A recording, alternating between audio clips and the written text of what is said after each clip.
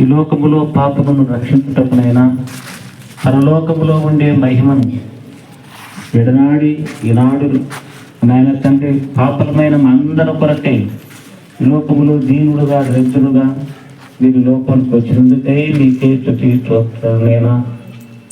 మీ ప్రేమ ఎంతో గొప్పది. లోకమును ఎంతో ప్రేమించినారు కాబట్టి ప్రాణము పెట్టి మీ ప్రశస్తమైన రక్తమును దారపోసి అందరికి పాప విమోచన కలగజేసినందులకై మీకే స్తుతిస్తోత్రాలు చెల్లిస్తుంటున్నాము. నైనా నశించిపోతున్న మమ్మలను వెలుక్కొని పోయిన వాళ్ళని లేవనెత్తినారు. మీకే స్తుతిస్తోత్రాలు చెల్లిస్తుంటున్నాం. అవును ప్రభువా, మీరు లోకమునకు వచ్చి పాప పరిహారార్థ బలిగా మీ యొక్క శరీరము మీ యొక్క రక్తము సమర్పించి మా కొరకైనా తండ్రి బలియాగమైన మీకే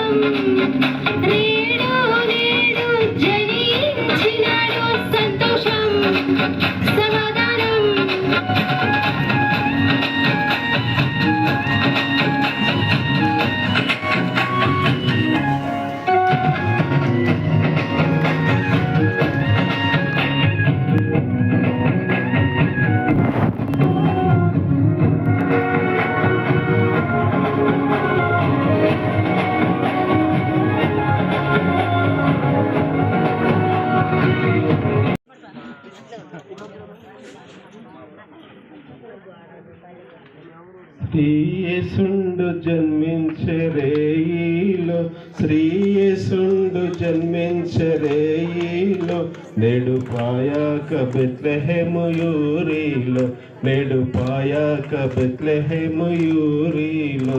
శ్రీయేసుండు జన్మించరేయిలో, శ్రీయేసుండు జన్మించరేయిలో, నేడు పాయాక బెత్లెహేము యూరిలో, నేడు పాయాక బెత్లెహేము యూరిలో.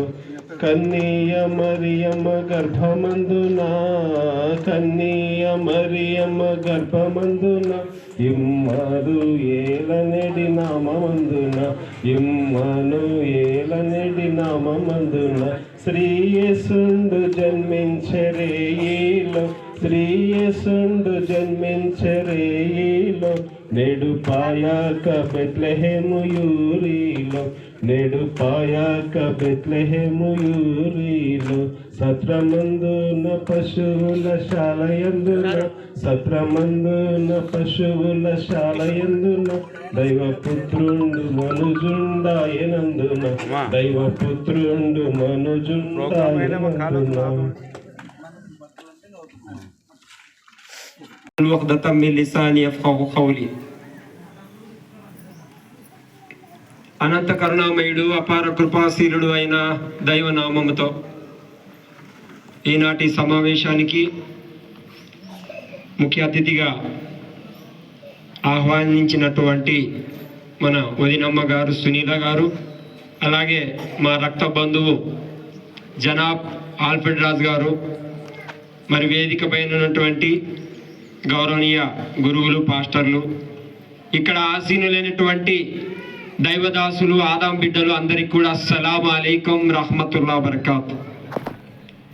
ఇది అరబీ పదం అండి. దీని అర్థం ఏమంటే సర్వలోకాల పాలకుడు, పోషకుడైనటువంటి ఆ అల్లాహ్ ప్రభు అయిన యెహోవా శాంతి శుభాలు అందరికి కలుగుగాక.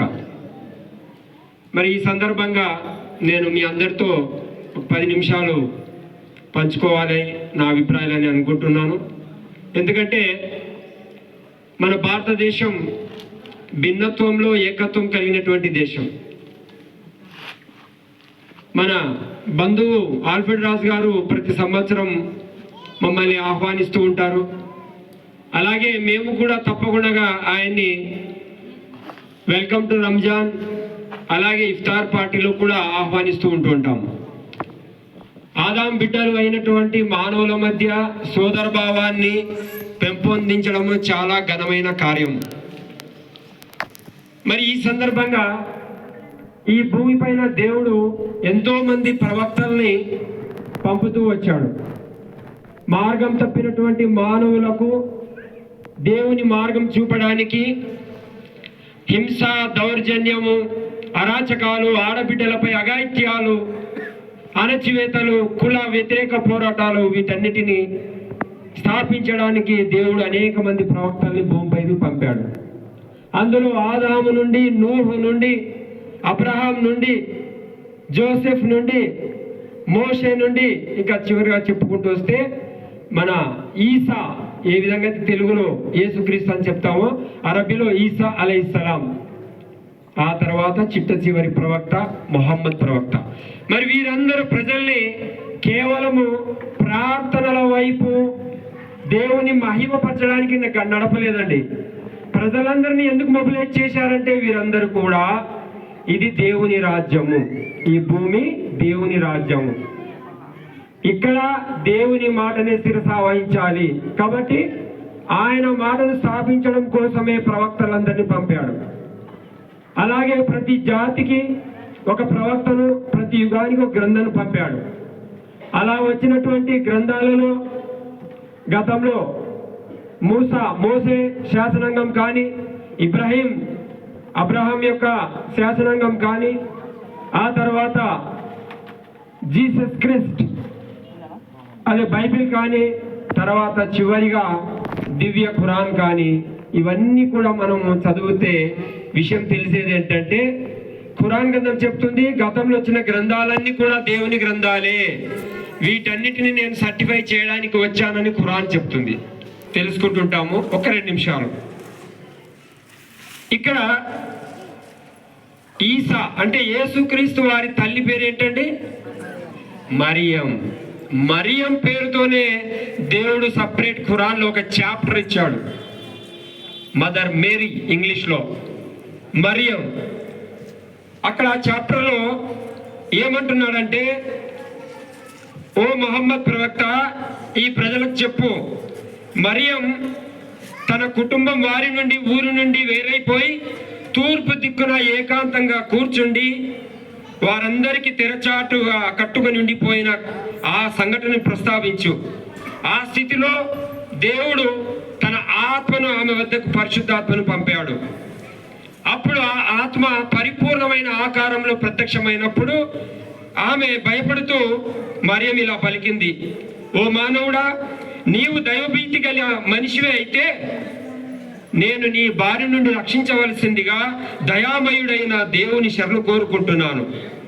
మానవ రూపంలో ఉన్నటువంటి ఆ ఆత్మ ఇలా చెప్పాడు, నేను నీ ప్రభు తరపు నుండి వచ్చిన దూతను మాత్రమే, నీకు ఒక పరిశుద్ధ పుత్రుని ఇచ్చేందుకు పంపబడ్డాను అని చెప్పాడు.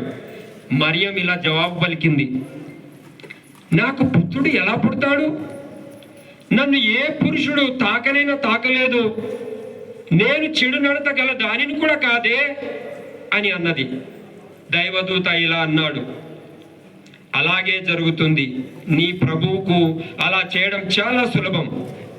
ఆ బాలుని ప్రజల కొరకు ఒక సూచనగా దేవుని తరఫు నుండి ఒక కారుణ్యంగా చేయాలని దేవుడు ఈ పని చేస్తున్నాడు. ఇది జరిగి తీరవలసిన విషయమే. ఇక ఆ వాక్యం ముందుకు చూడండి. మరియం ఆ మగ శిశువును గర్భం దాల్చింది. గర్భవతి అయిన ఆమె సుదూర ప్రదేశానికి వెళ్ళిపోయింది. ఊర్లో ఉంటే అందరూ కాకులా కొక్కుతూ ఉంటారు కదా, పెళ్లి కాకుండా గర్భం దాల్చింది ఏమే అని. అందుకే సుదూర ప్రదేశానికి, ఊరికి దూరంగా అడవికి వెళ్ళిపోయింది. గర్భవతి ఆమె ప్రసవ వేదన పడుతూ ఆమె ఒక ఖర్జూరపు చెట్టు కిందకు చేరింది. ఆమె ఇలా దేవునితో ప్రార్థించింది, అయ్యో నేను ఇంతకు ముందే మరణించి ఉంటే, నామరూపాలు లేకుండా నశించి ఉంటే ఎంత బాగుండేది అని కన్నీటితో విలిపించింది. అప్పుడు దైవదూత కాళ్ళ వైపు నుండి ఆమెను పిలిచి ఇలా అన్నాడు, బాధపడకు, నీ ప్రభువు నీకు దిగువ భాగంలో ఒక సెలయేరును సృజించాడు. నీవు ఈ చెట్టు మొదలను కొంచెం పట్టుకొని ఊపు, నీ పైన స్వచ్ఛమైన తాజా ఖర్జూర పండ్లు రాలిపడతాయి. నీవు తిను, త్రాగు, నీ కళ్ళను చల్లబరుచుకో మరియం. ఆ తర్వాత ఎవరైనా మనిషి నీకు కనిపిస్తే అతనికి నేను కరుణామయుని కోసం ఉపవాసం ఉంటానని మొక్కుకున్నాను కనుక ఈరోజు నేను ఎవరితో మాట్లాడను అని చెప్పు. చివరిగా ఒక్క నిమిషం. ప్రసవం అయిపోయింది. ఆ తర్వాత అనురాగం అందరికీ క్రిస్మస్ పండుగ ఆహ్వాన దినోత్సవం సందర్భంగా డయాస్పై ఆసినటువంటి గురువులు ఆహ్వాన దినోత్సవం సందర్భంగా డయాస్పై ఆసినటువంటి గురువులు, అదేవిధంగా కదరికోట ఆదన్న గారు, డాక్టర్ గణేష్ గారు, నరసన్న గారు, నాగరాజన్న గారు, గిరి, పాత్రికేయులు, మా రక్త సంబంధికులైనటువంటి గౌరవనీయులు, forum for democracy and communal committee రాష్ట్ర ప్రధాన కార్యదర్శి అల్ఫ్రెడ్ రాజన్న గారు, మా వదినమ్మ మల్లెల సునీతమ్మ గారు, ఈ కార్యక్రమానికి చేసినటువంటి పెద్దలు, అమ్మలకు, అక్కలకు, చెల్లెళ్ళమ్మలందరికీ పేరు పేరున అంటే ఒక వీళ్ళు మాత్రమే జరుపుకుంటాను అనేటువంటి నానుడిని ఇక్కడ నుంచి అంటే పక్కన పెట్టి అందరి క్రిస్మస్ అంటే ఇందాక అన్నాడు భిన్నత్వంలో ఏకత్వం, దానికి ఒక ప్రతీకే ఈ వేదిక. దానికి తోడు లౌకికవాదమైనటువంటి ఈ యొక్క ప్రజాస్వామ్యంలో నేను దాదాపు ఆల్ఫ్రెడ్ గారితో ఒక 15 సంవత్సరాలు నుంచి అంటే నా ట్రావెల్, కానీ ఎక్కడ కూడా మతం, కులం అనే దానికి ఒక తావు ఇవ్వకుండా సామాజిక సేవ అంటే దాదాపు నాకు తెలిసి ఒక 100 కిలోమీటర్లు మన ఎమ్మెనూరు సరౌండింగ్ నుంచి ఎక్కడన్నా కూడా ఇది చేసుకుంటే ఫస్ట్ తలుపు మన ఆల్ఫ్రెడ్ అన్న గారిదే వచ్చి ఇది చేస్తున్నారు ఎవరైనా కూడా.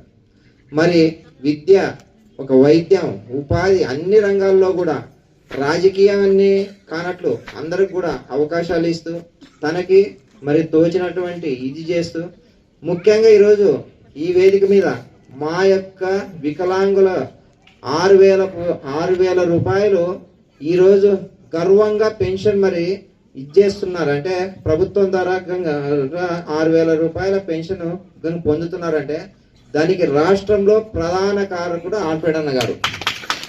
ఈ విషయాన్ని మేము వికలాంగుల సమాజం ద్వారా గర్వంగా చెప్పుకుంటున్నాం. అదేవిధంగా ఎంతో ముఖ్యంగా ఇక్కడికి వచ్చినటువంటి ఇస్లాం మతస్థులు కావచ్చు, హిందూ మతస్థులు కావచ్చు, మరియు బైబుల్ మతస్థులు, క్రైస్తవ మతస్థులు అందరికీ ఇక్కడ ముఖ్యంగా పాత్రికేయులకి పేరు పేరున ధన్యవాదాలు తెలియజేస్తున్నాము. అలాగే ఇక్కడ స్టేజ్ మీద ఉన్న పెద్దలందరికీ కూడా నా యొక్క ధన్యవాదాలు. అందరి క్రిస్మస్ సందర్భంగా శుభాకాంక్షలు. ఒక రకంగా చెప్పాలంటే ముందుగా దసరా పండుగ వస్తుంది, తర్వాత సంక్రాంతి వస్తుంది, యమునూరు జాతర, ఉగాది. కానీ ఒక హిందువుగా కాకుండా కుల మతాలకు అతీతం కాకుండా ఎప్పుడైతే క్రిస్మస్ పండుగ వస్తుందో ఆ రోజు ఆల్ఫ్రెడ్ రాజన్న బట్టలు ఎప్పుడు ఇస్తాడని కాదు మా హిందువులను మొత్తం చాలా మంది ఎదురు చూసుకుంటే చాలా సంతోషంగా ఉన్నాము. ఎందుకంటే ఈ రోజు వికలాంగులు కానీ, దివ్యాంగులు కానీ, ముసలిళ్ళు కానీ ఇంట్లో తల్లిదండ్రులు పండుగ వచ్చేటప్పుడు బట్టలు పట్టారు, కానీ ఆల్ఫ్రెడ్ రాజన్న బట్టలు ఎప్పుడు ఇస్తాడని ఆ సంతోషంతో, ఆనందంతో చాలా మంది వ్యక్తం చేస్తున్నాము. ఇది 100% గ్యారెంటీగా. ఎందుకంటే ఆ సంఘటనలో ఫోన్లు మాకే వచ్చినాయి కాబట్టి. అన్న క్రిస్మస్ పండుగ వచ్చింది, ఆల్ఫ్రెడ్ రాజన్న బట్టలు ఎప్పుడు ఇస్తాడు, అమ్మ అది త్వరలో ఇస్తున్నాడు. అది అన్న మాకు చెప్పలేకున్నా కూడా భరోసా ఇస్తున్నాము. కానీ అన్న భరోసా ఖచ్చితంగా నిలబెట్టినాడు కాబట్టి ఎల్లవేళలా అన్నగారికి మరి వదిన గారికి వాళ్ళ కుటుంబానికి ఎల్లవెల్ల పాదాబంధనాలు చేస్తున్నాము. అన్నగారిది మా ఊరే, మా పంచాయతీ, మా గ్రామమే కోటేకల్లో. మాది బోడబండ విలేజ్. గతంలోన నేను నా భార్య ఇద్దరు వికలాంగులే. అన్న సొంత ఖర్చులతో వచ్చి మా ఊరి కాడ వచ్చి 35,000 రూపాయలు సరుకులు ఇప్పించి డబ్బంగిని పెట్టించినాను నాకు. ఇది వాస్తవం, పక్కా 100% వాస్తవం ఇది. మరి బోడబండ మధ్యలో రాదండి వెళ్ళిపోతున్నాను.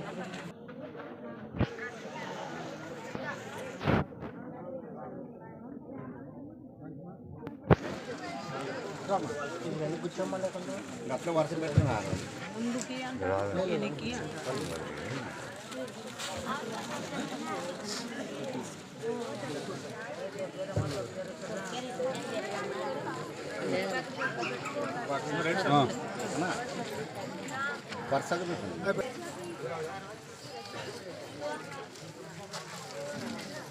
అన్ని నిమిషం వదిలేకి కొంచెం ఇట్లా వస్తే అన్ని నిమిషం ఓకే అమ్మ అది ఓకే అట్లయితే రావద్దు, అక్కడే ఉండండి. చీటీలు ఉన్న వాళ్ళకి ఇస్తారు. దయచేసి ఎవరు గాబరు పడొద్దు, ఆతృత పడొద్దు.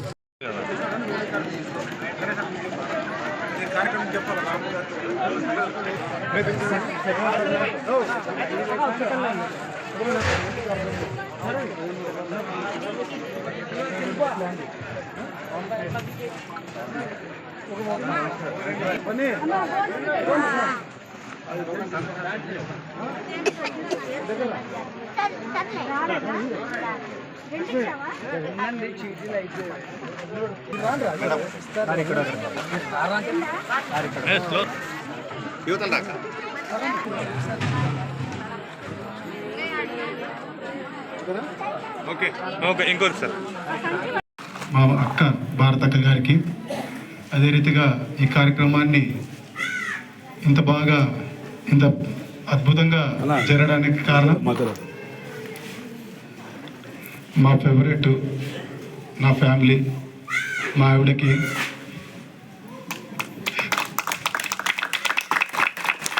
ప్రత్యేకంగా తప్పట్లు కొడుతున్నారు. ఆవిడ చాలా సంతోషం. పల్లెటూరులోని భాష కదా అంటారు. చాలా సంతోషంగా ఉంది.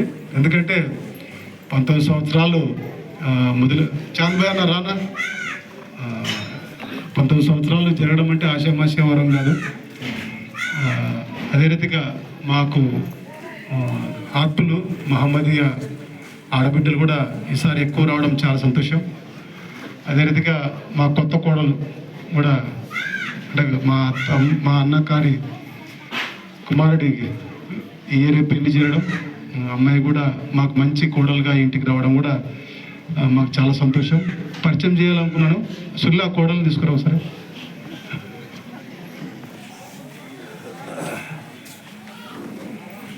అప్పట్లో ఆల్ఫ్రెడ్ రాజు పెళ్లి అవుతుందంటే పిల్లి ఎట్లుంటుందా, పిల్లి చోరు అనుకో మరి కదా వాస్తవం మరి అది. పిల్లి ఎట్లుంటుందని చూసిన వాళ్ళు చూడని వాళ్ళు కూడా అంత యాంటిటారు. అదే మా ఆవిడ గారు రావాలని కోరుతున్నాను. ఆవిడ సుల్లా గారు ఇక్కడ నా పెద్ద కోడలు, మా మల్లెల వంశానికే పెద్ద కోడలు.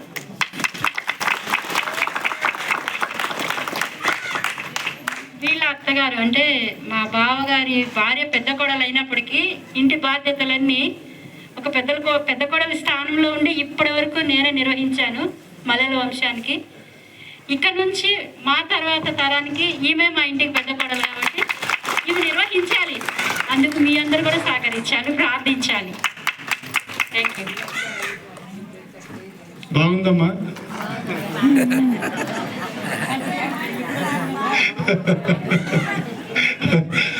నా పిల్లల్ని చూసి కూడా అప్పుడు ఎట్లా అనుకుంటారు, బాగా ఎత్తుకొచ్చాడేమో సార్ అనుకుంటారు.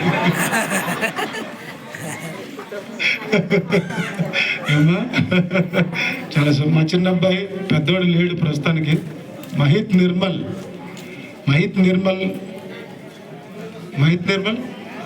నిర్మల్ అంటే మా అత్త మా మామ వాళ్ళిద్దరు పేర్లు కలిపి వినిపెట్టిన. ఎవరిలో పెడతారా? మా అత్త నిర్మలమ్మ, మా మామ మహిత్. మహానందం అని ఇద్దరు మా అత్త మామ పేర్లు కలిపిన. మా నాన్న మా అమ్మకు నా పెద్ద కొడుకు పేరు పెట్టిన జీవన్ సుశీల్ అని. ఈ డాక్టర్ ఇప్పుడు దేవుడు మేలు చేస్తే పక్కన హాస్పిటల్ కట్టగలడు, మీ అందరికి సేవ చేయగలడు. మహేష్ పేరు ఎక్కడ చదివించానంటే చైనాలో చదివించా. చైనా అంటే కమ్యూనిస్టు భావజాలాలండి. నాకు చాలా ఇష్టమైన భక్తులు కమ్యూనిస్టులు కాబట్టి నా బిడ్డను అక్కడ చదివించా. దేవుడు నన్ను చాలా చాలా చాలా చాలా చాలా ఆశీర్వదించాడు. ఎమ్మిగనూరు ప్రాంతంలో కాదు, చాలామందికి తెలిసిన విషయం అంటే నన్ను చాలా ఆశీర్వదించాడు. దానికి కారణం ఏమంటే నేను ఏం చేస్తానంటే ఒకటి నా వ్యాపారం. ఏం వ్యాపారం అంటే అప్పిస్తుంటాను. ఎవరికి ఇస్తుంటాను అప్పు? దేవునికి అప్పిస్తుంటాను. అంటే దేవునికి అప్పిస్తున్నా అంటే బీదలకు సహకరిస్తాను కాబట్టి ఎవరికి ఇచ్చినట్లు? డైరెక్ట్ ఆ దేవునికి అప్పిచ్చినట్లు. ఎప్పుడు వసూలు కావాలంటే అప్పుడు వసూలు చేసుకోవచ్చు, ఎంత కావాలంటే అంత వసూలు చేసుకోవచ్చు, ఏమి కావాలంటే అది చేయొచ్చు. నేను చదివింది 10th ఫెయిల్, ఇంటరు మళ్ళీ ఫెయిల్, డిగ్రీ ఫెయిల్. కానీ నా బిడ్డలు ఈరోజు అమెరికాలో చదువుతున్నారు, లండన్లో చదివినారు, చైనాలో చదివినారు, డాక్టర్లు. ఇట్లా ఫెయిల్ అయిన వాళ్ళకి ఎట్లా వచ్చింటారు? మంచి కాఫీ కలర్ నాది, మంచి పాల కలర్ పిల్లం ఎట్లా వచ్చింటుంది?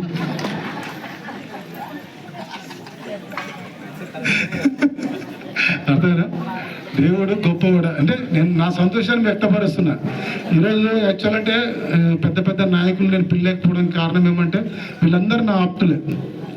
నేనంటే ప్రాణము, వాళ్ళంటే నాకు ప్రాణం కాబట్టి వాళ్ళందరినీ నేను ఈరోజు వేదిక మీద చూసి నేను ఆనందపడతా. ఎందుకంటే ఎన్నో వేదికలకి నాకు ఒక ఉన్నత స్థానం ఇచ్చిన వ్యక్తులు వీళ్ళు. ఈరోజు జమాతే ఇస్లాం హిందూ ముస్లిం సంస్థ అయినా కానీ FTC అని దానికి రాష్ట్రానికే ప్రధాన కార్యదర్శి ఇచ్చిన వ్యక్తులు చాంపే అయితే కదీర్ భాయ్ అట్లా వాళ్ళు. బ్రాహ్మణులు కూడా నాకు రాష్ట్ర వ్యాప్తంగా అద్భుతమైనటువంటి అవకాశాలు కూడా ఇవ్వడం జరిగింది.